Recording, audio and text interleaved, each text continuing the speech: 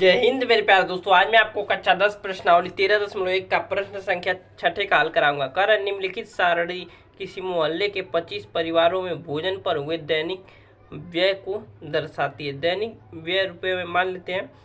एक दिन में जो परिवारों की संख्या 4 ऐसे परिवार हैं जो एक दिन में 100 और 150 के बीच में रुपए खर्च रहे हैं।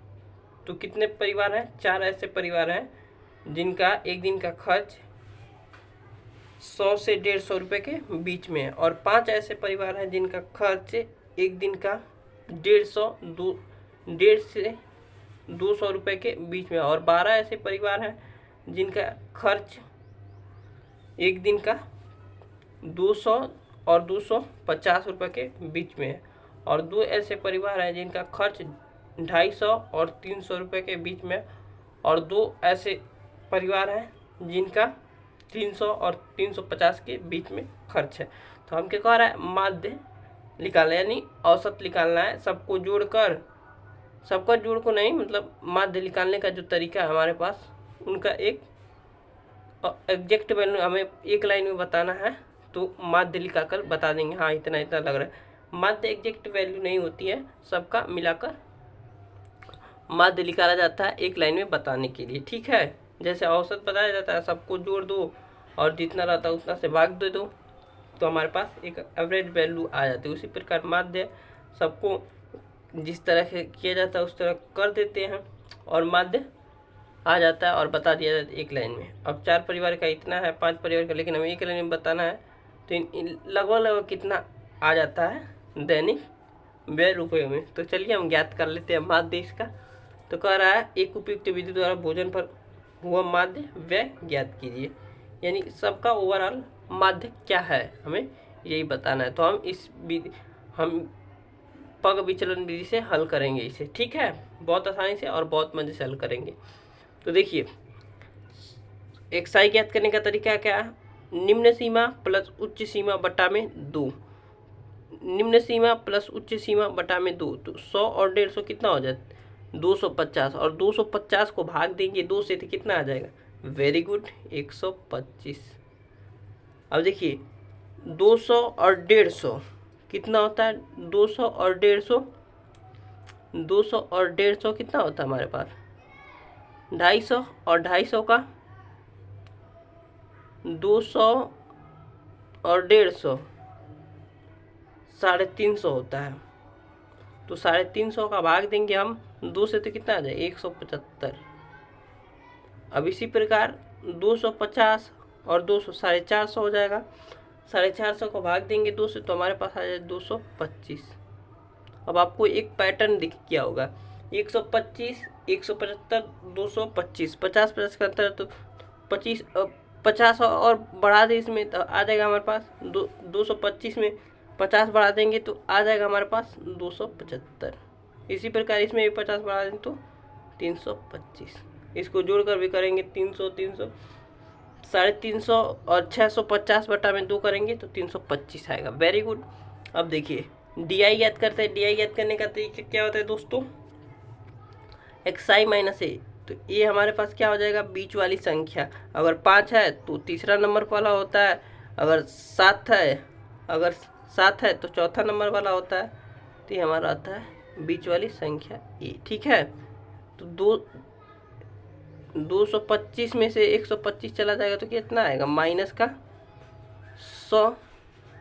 225 क्यों माइनस आया? क्योंकि ये है ना 225 बड़ा है, और 225 में से 175 चला जाएगा तो हमारे पास आ जाएगा माइनस का 50। 225 में से 225 चला जाएगा तो 0, और 275 में से 225 जाएगा तो 50, और 325 में से 225 जाएगा तो 100। अब देखिए, चाहे तो आप कल्पित माध्य विधि से कर सकते हैं क्योंकि आसान हो गया है, लेकिन और आसान करने के लिए हम पग विचलन विधि का प्रयोग करें। यू आई ज्ञात करते हैं कैसे? डी आई बटा में एच। मैंने आपको बेसिक वाले पार्ट में, इंट्रोडक्शन पार्ट में इसका पूरा बताया, माध्य ज्ञात करने का बेसिक पार्ट बताया, उसमें सारा सूत्र बताया है। एक्स आई क्या होता है, यू आई क्या होता है, डी आई क्या होता है। उसके बाद मैंने ये सारा चीज़ आपको बता दिया है, तो आप जाकर उसको देख सकते हैं। वर्गीकृत आंकड़ा दो प्रकार का होता है, विशिष्ट समावेशी। समावेशी हमें सिलेबस में नहीं है, विशिष्ट है। अब विशिष्ट को समावेशी में समावेशी को विशिष्ट में कैसे बदला जाता है उसका तरीका भी मैंने आपको बताया था। सारा चीज़ मैंने बहुत अच्छे से क्लियर करके बता दिया, ठीक है। अब यू आई डी आई बटा में एच, डी आई की मान क्या है हमारे पास 100, और एच की वैल्यू कहाँ से लेते हैं, तो यहाँ से 150 में से 100 जाएगा तो एच की वैल्यू कितना है, उच्च सीमा माइनस निम्न सीमा होता है।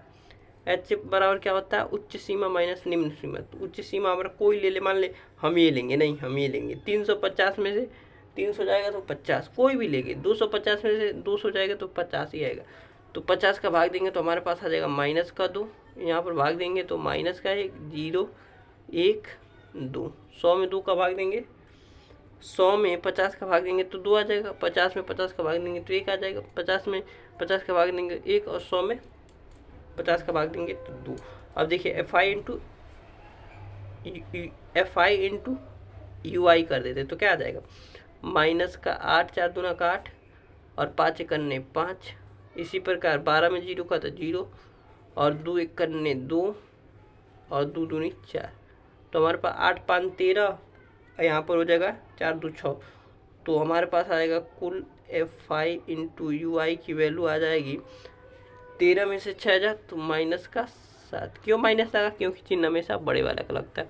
अब फार्मूला लगा देते हैं। एक्स बार का फार्मूला होता है हमारे पास ए प्लस ब्रैकेट में कुल एफ आई इंटू एक्स आई बट्टा में कुल एफ आई इंटू एच, ठीक है।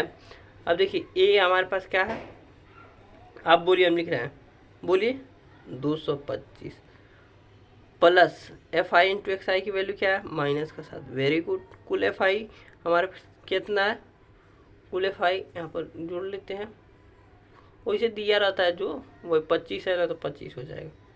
जोड़ेंगे भी तो 5 6 9 9 2 11 13, और 13 12 25, वही हो जाता है 25 आ गया हमारे पास कुल। और इंटू एच की वैल्यू हमारे पास क्या थी 50, तो 25 से करने 25, 25 दूना का 50, 25 से करने 25, 25 दूना का 50। तो हमारे पास आ गया 225 माइनस प्लस माइनस, और 7 दूना का 14। तो अब घटा देंगे 15 में 5 में से 4 जा 1, और 2 में से 1 जा 1 और 2। तो हमारे पास आ गया 211 रुपये, यानी कि लगभग 211 रुपये सब जने का लग रहा है। तो लिखेंगे अतः माध्य बराबर, अतः माध्य एक्स बार बराबर 211 रुपये दैनिक व्यय। यही हमारा आंसर हो गया। मुझे आशा है कि आपको समझ में आ गया होगा। मिलते हैं अगले वीडियो में प्रश्न संख्या 7वें के हल के साथ। बहुत ही आसान से, बहुत मज़े से हमने हल करा दिया, आप नोट कर सकते हैं। इससे जितने भी प्रश्नावली या अध्याय है मैंने खत्म करा दिया है, या लास्ट चल रहा है। इसके बाद एक चैप्टर बचता है प्रायिकता, वो अभी जल्द खत्म करा दूंगा, ठीक है।